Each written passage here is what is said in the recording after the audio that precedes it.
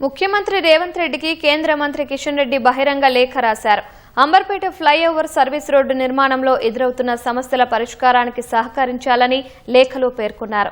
హైదరాబాద్ నగరంలో ట్రాఫిక్ రద్దీని, ప్రయాణ సమయాన్ని తగ్గించాలన్న ఉద్దేశంతో కేంద్ర రోడ్డు రవాణా, జాతీయ రహదారుల మంత్రిత్వ శాఖ 265 కోట్ల వ్యయంతో NH-163 మీద నగరంలోని అంబర్పేట క్రాస్ రోడ్డు వద్ద 4 వరుసల ఫ్లైఓవర్ను నిర్మించిందన్నారు.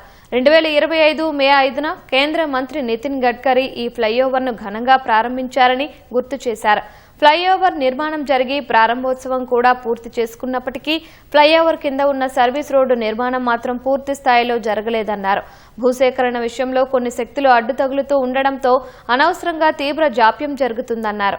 ఈ విషయంలో వ్యక్తిగతంగా చొరవ చూపించి సర్వీస్ రోడ్డు నిర్మాణంలో ఎదురవుతున్న సమస్యల పరిష్కారానికి తగిన చర్యలు తీసుకుని సర్వీస్ రోడ్డును పూర్తి స్థాయిలో నిర్మించడానికి సహకరించాలని విజ్ఞప్తి చేశారు.